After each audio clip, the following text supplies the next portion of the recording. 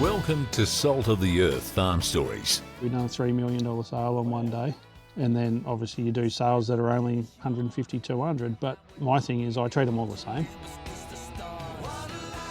Part B with Peter Godbolt. In this episode, we talk about the pressure and adrenaline of sale day, where Pete can be selling millions of dollars worth of stock in just one day. We get into technology in the stud stock world, the importance of relationships across the country, and some behind-the-scenes auctioneering secrets, including the difference between being a fast or slow padder. There's plenty of laughs too, along with the reality of juggling family life while constantly being on the road. Let's get into it. So with technology being so clever now, has AI come into play? And I don't mean artificial insemination.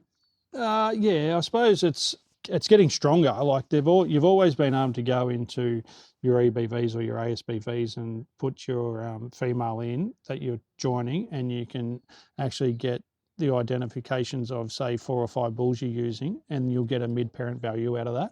So that's technical thing that they've built in the back end, but I suppose that was AI before AI. I suppose it was, where it is and it isn't, and it will change our industry. I just don't know how. But from when I first, I suppose, growing up in the industry to where I am now, like, you never used to have pedigrees and stuff accessible to everyone other than just the person who had them online, where I can go in now, and if I've got to log into the Angus Australia or the Herefords, I can go in there and I can type in a cow's or a bull's number and up pop his pedigree, his date of birth, his pre-plan values, all that kind of stuff. And if there's photos or videos on there, you can get them. If you're leading into a sale, like YouTube videos and stuff for bulls now, like some of the people that do that are absolutely outstanding in what they do, and you virtually know what you're going and looking at before you go there. Where back when I was younger, or when I first got into the agency, you actually had to ring the vendor or the owner of the cattle or the agent to find out all that information. Yeah. You said before your great-grandfather was in the same game. Yep. Can you imagine what he might think with all this information? Yeah, so my great-grandfather, he was like mainly in the dairy space originally, and then worked with some Brahmins and some Charolais originally. Like, I reckon he's, especially in the dairy side of things, of how much that's changed, he'd be blown away. Yeah. In your position, mate, I guess relationships would be key. Yeah, they are big time, because my clients are over a wide area. Yes, got colleagues that work within our area as well. So we sort of break up Victoria and southern New South Wales between the three of us that work in that area. One does sort of Gippsland and up into the hills a fair bit, and I do sort of northern Victoria, down through central Victoria and into Gippsland a little bit, and cover what the other fella does on that side as well. And then we've got a guy that does that sort of Bendigo and western space and down into the western districts, but we all cross over. But that's your sort of main area you sort of focus on. Like, you're the key contact for that area. You're the one to drive the business and get us new business. But then, because I've got clients that I sell for way down at Hamilton and stuff, like, I'm not down there all the time. So you got to have that relationship. You got to know that they'll ring you when they need to ring you. You'll be in contact with them when you need to be. And a lot of it's done over the phone, and you've built that trust over years. And even turning around, like, I've got clients coming down from northern New South Wales that trust me pretty well, that are coming down this week for the Hereford show and sale. And like, you've got them all over the countryside. Like, we did a trip with Nutrien, I suppose 5 or 6 years ago, over to WA.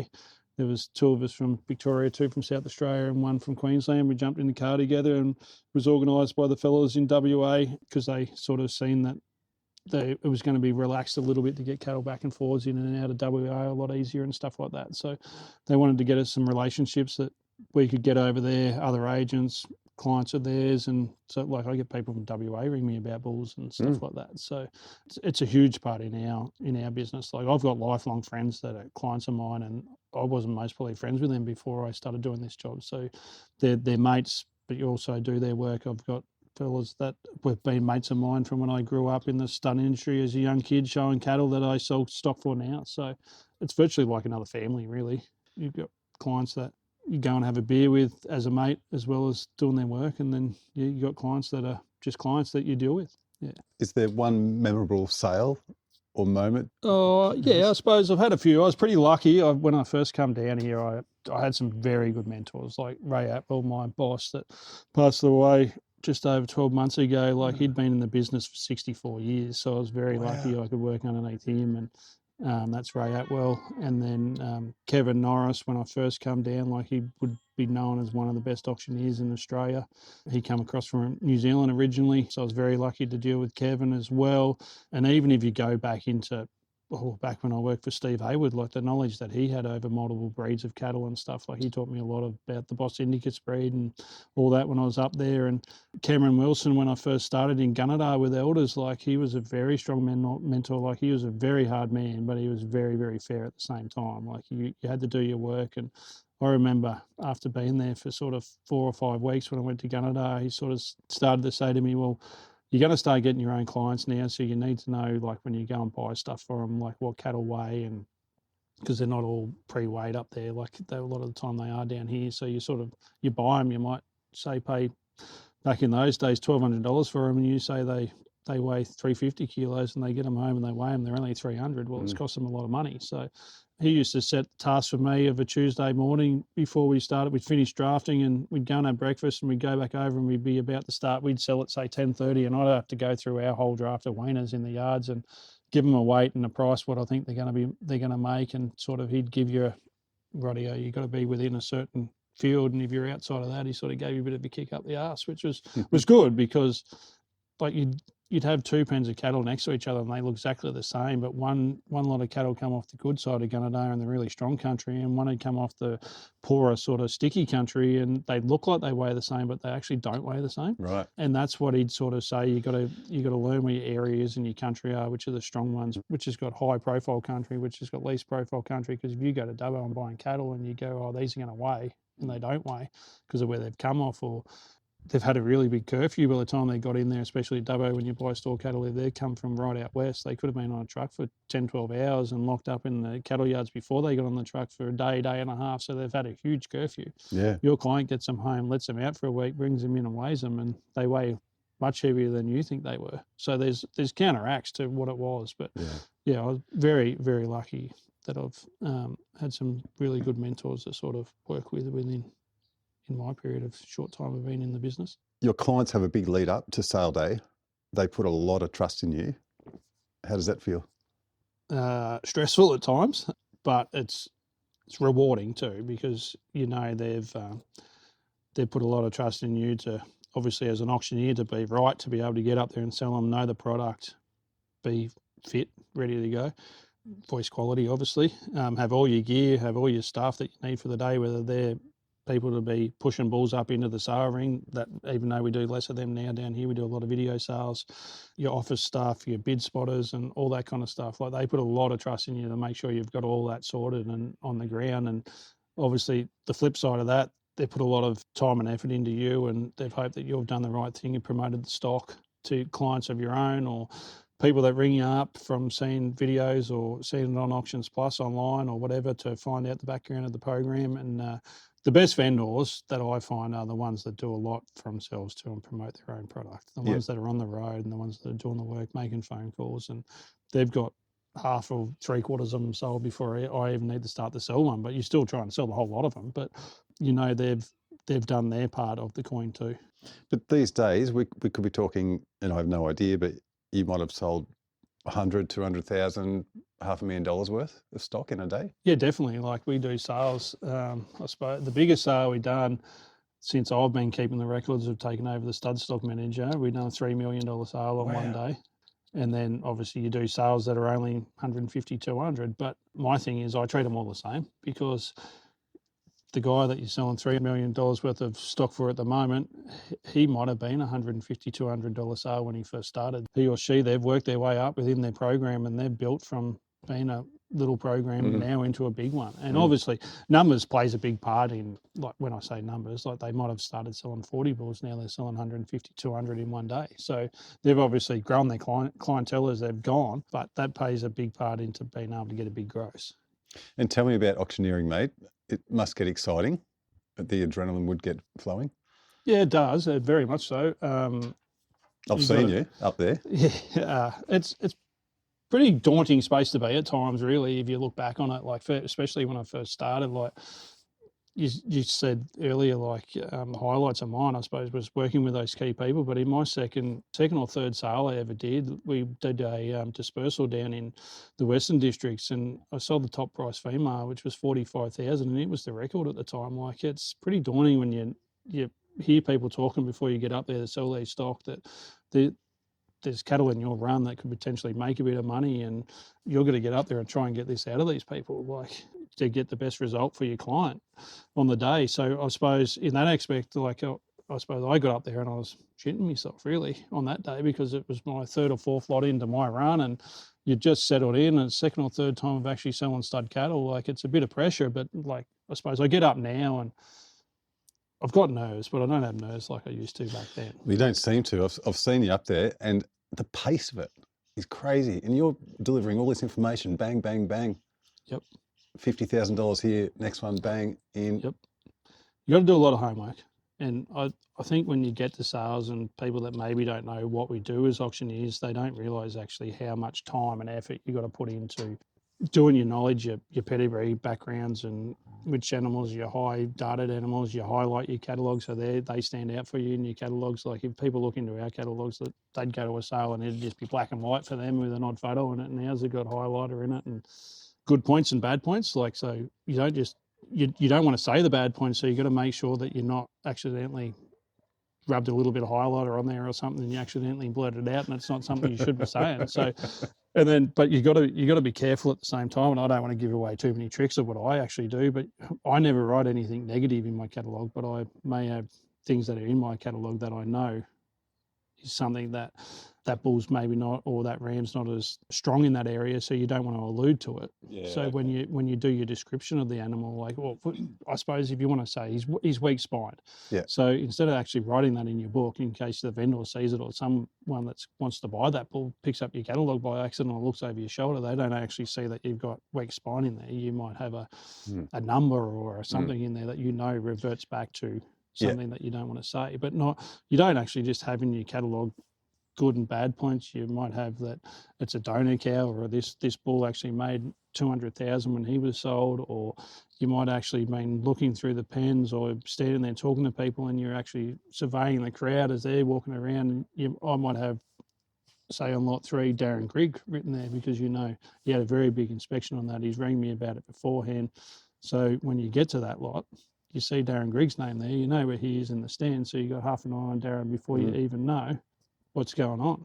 I suppose you got to know that you can get a feel from the crowd before they're even going to bid. People have got telltale signs and stuff like that. They check their buyer number 2 or 3 lots beforehand, or they get a little bit nervous and wriggly in their chair, or they might have a big in-depth conversation with their manager or owner that's standing next to them, or their wife or business partner. Like, there's tell signs as you're up the front, and I'm sure even most auctioneers will be able to tell you that. Spotters at the front, you can virtually tell when someone's going to bid before they do. You got to work out what people's budgets are, especially in a high booming sale. Like, if you've got 3 or 4 people that are all after the same sort of article, whether it's the same bull or the same ram, and this guy's got $1,000 and he's got $1,200 for a ram and he's got $1,400, and they all put their hand up at the same time, you don't want to put the guy that's $1,400 in first. You got to be able to go bang, bang, bang, and land old mate on $1,400 or $14,000 if it's a bull.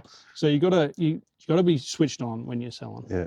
You can't sort of have a dull moment in there. But it is fast paced, and I enjoy it, and I mainly enjoy it because a lot of people mostly tell you they enjoy auctioneering, especially in the stud world, because they may be able to sell a $100,000 bull or female back in the day, but you're getting up to $250,000 now for them and stuff like that. Like, as good as that is, it's good to be able to do that. But I like to know when you step up the rostrum at the end of the day that you've done everything you can to get the best price for every single animal in the sale, not the highlight bull in the sale or the highlight female, because that's going to make what it's going to make. It's to maybe draw an extra bid out of someone else on the last 10 or 12 lots and go, I just made another $1,000 or another $2,000 from a vendor today. Like, and hopefully they've seen that, and hopefully they know that you've put that extra mile in and that extra little bit of effort, whether it's talking to the guy or lady when they're bidding on them, or whether you've done a little bit of homework and you go 4 generations back into the pedigree and you mention this, and the person out the front goes, oh yeah, I remember that, I'll have one more, or whatever.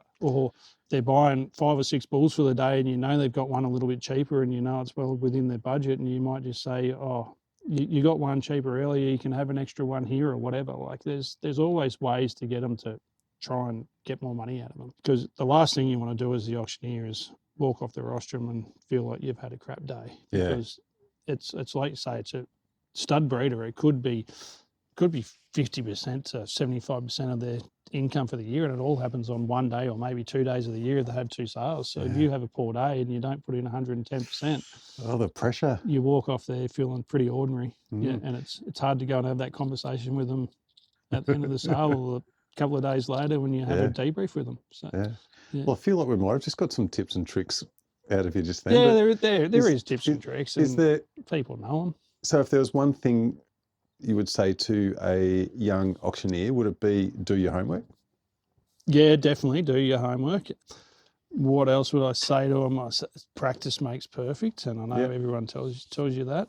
Listen to your vendors and what they want out of you on the day. Like you might be, for instance, not all the time you're the sole auctioneer. Like you might be, a lot of the time if we're in conjunctional sales, say with elders, you normally just whoever's settling the sale, which you take years, elders might start, you might have to come on second, and you've got to talk to your vendor and say, rightio, this is where I'm thinking of coming in, because it might not necessarily say 50 bulls, he does 25, you do 25.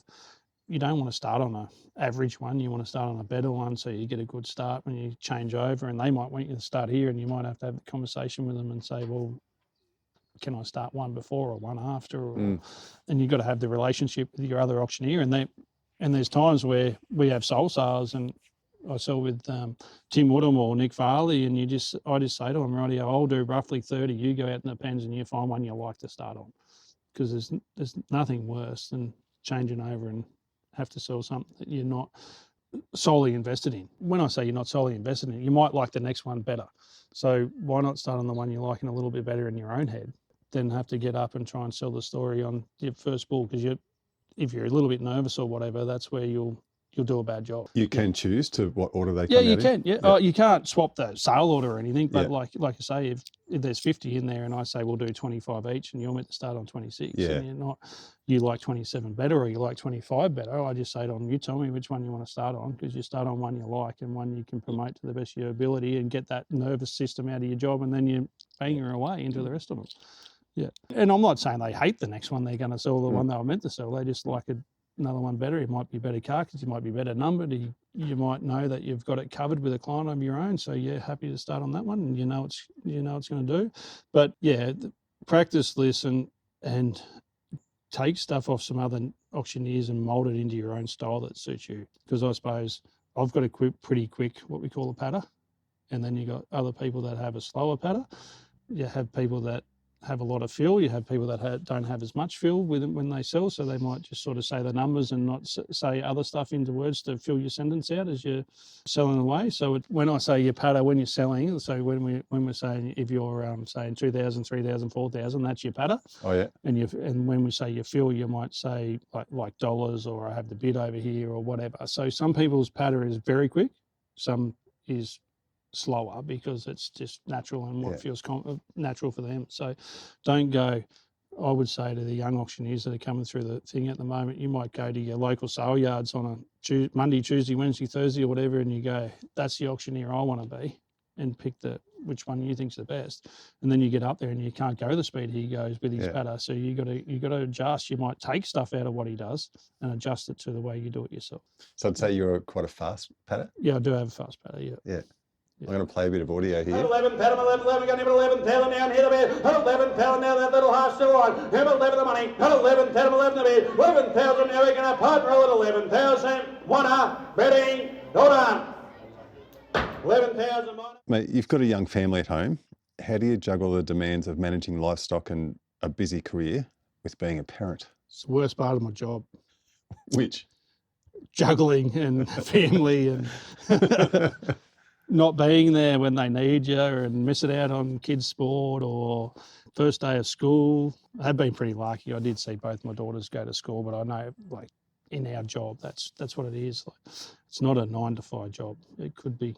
I could be on the phone still at 10 or 11 o'clock at night, even when I am home. So that's hard on the kids. And I've got a wife that's very, very understanding and grew up within the industry, so she knows what it's like and knows what to expect. But there has been times where it's been very hard on her. I know, for instance, I'd been away and I'd done a sale, and I think I left at about 6:30 that morning. I got home at 9, 10 o'clock that night, and we'd only just had Lucy. I got men at the door coming in the garage saying, it's yours, it's your turn. And I'm like, I've got to be back on the road again at 6:30, and you're giving me this thing that we curated, and I've got to deal with it for a little while. But you got it. You just got to, I suppose, the old saying, pony up and do what you need to do and get through that, and hope you get decent bit of sleep so you can be back on the road again and fresh as you can. But I am lucky that, like I say, I've got her that understands, and I've got 2 kids that pretty well understand. Like, I think now I can leave, and Nat and Lucy mightn't even know I've gone. Emma's still sort of getting a bit used to it when I tell her I'm going for a week and go on Monday, won't be home on Friday. Like, she gets a little bit emotional and upset at times, but that's part of it, and she understands why I've got to do it. But yeah, it's good to be able to get home and have a bit of switch off time.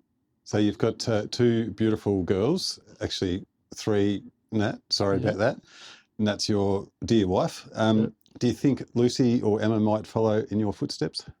Well, Lucy's very, very interested in the agricultural space. I'm not saying she'll become an agent one day, but I think she'll stay within the agricultural space somewhere. At the moment, in year 8 at Waller, at St. Paul's there at school, and went out there with the Ag Scholarship. So she's a very clever girl. Yeah, she Lucy is, and very, very keen on the industry and very keen on showing at the moment. Like I was at that age, it was all about getting out there and showing and judging and going to, well, there wasn't as many sort of junior heifer shows and stuff as we call them these days that you take your kids to and they learn off other industry people and get to judge and show the cattle and present themselves to the best of their ability. Like they were around, but not to the sort of height and style and prestige they are now. We mainly just went to Melbourne or Sydney and stuff and got with your mates and done things you shouldn't have done. I can definitely see Lucy in the ag industry, and I've actually been wanting to ask you, do you think she'd be a guest? She's 13. Do you think she'd be a guest on the Salt of the Earth Farm Stories? I think she'd love to be one of your guests on your Salt of the Earth. She'd be my youngest, and would love to have Lucy on.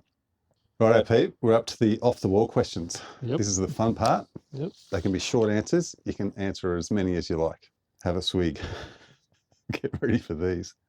If you weren't working with livestock, what do you think you'd be doing? Well, I suppose I answered this earlier. My dream job, if I wasn't working with livestock, would be to be an architect. And like I said, I wanted to be a chef or a baker before that. And I suppose one of the reasons I went away from that and more went to the architect side of it was because I liked that in the detail of drawing and designing houses and stuff, or buildings and stuff like that. But was the early hours and late nights with what sort of drew me away from being a baker or a chef. And I suppose I mostly ended up straight back there, because I can leave at 6 and be home at 10 or 11 o'clock at night if I do a day's trip around and back or whatever, or gone early, get back and out late with kids doing sport, and then try and do a bit of paperwork after that. So I didn't avoid that in one way, shape or form anyway. Well, I know you can make some pretty mean rissoles. I've experienced those. Yeah, the rissoles are pretty good. Let's say you're auctioning a bull and you're close to the 100K mark. What do you think that bull would say to you? Well, I had a look at this question when you gave it to me the other day, and I better not say what I said first off. But I'll say it in a good way. I think he'd be saying, come on, mate, I'm worth more than that. There was a few middle boy exploits in there on the first version. Was it something like, let me out to those girls? Yeah, it could be too. Yeah. So you're on the road constantly. Have you got a favourite playlist or podcast, mate? Well, I never used to. I'm not big into music, so like I might have the radio on in the background, just have a little bit of noise. But I suppose when we travel, we're on the phone a lot these days. It's most probably the best invention that ever happened for a stock agent, mobile phone, rather than having to come home and make all your phone calls when you get home from a day or at your motel. But I was going through Melbourne one night, and yourself had talked about your podcast a lot, and I hit an accident on the highway and had to get diverted out, and I was going down to, I think I was going to Bairnsdale off the top of my head to stay, and it was about 9 o'clock when I hit this accident just on the outskirts of Melbourne, and got diverted and didn't know where I was going. And I'm like, I'm getting tired. I got to find something to fill in here because I had to be at Bairnsdale early, so I mostly didn't have the option of pulling up and going. So I'm like, oh, Darren always tells me about his podcast. So I actually got on it, and I think by the time I got to Bairnsdale, I'd listened to 11 or 12 of your podcasts at that time, and then I was hooked, and I can't wait till Friday. I suppose that's giving you a fair plug, and all your listeners know that anyway, but it is my go-to on a Friday. Sometimes I bank them up. If I'm a bit quieter, I won't listen to them. If I'm at home, I'll leave them for when I'm in the car. But yeah, that, and I do listen to a few sport podcasts, and if I'm in earshot of Melbourne, 11:16 is pretty well on the radio. Sport. Right. Well, mate, I'll be editing this and I won't be taking that bit out. So thanks very much for that. If you had to pick one animal, sheep, cow, or any other, what would you say has the most personality? They mostly all have some personality. Sheep can be dumb at times. Cows got their unique personality, but I suppose I've always liked dogs, and they have a fair personality, and they're loyal. They love you to death. Like I've got a chocolate lab over home, and it barks at people when it walks past the backyard. But I reckon if they come over to the gate and open it, it'll lick them to death. So Totally. mostly dogs. But I do love the animals I work with, like sheep, cattle, and sold a few alpacas over the time. I don't know a lot about them, but I got up and auctioneered them. And they're quite interesting. Yeah, they are. Yeah. If you could host a livestock-themed dinner party, which two historical figures or famous farmers, living or not, would you invite?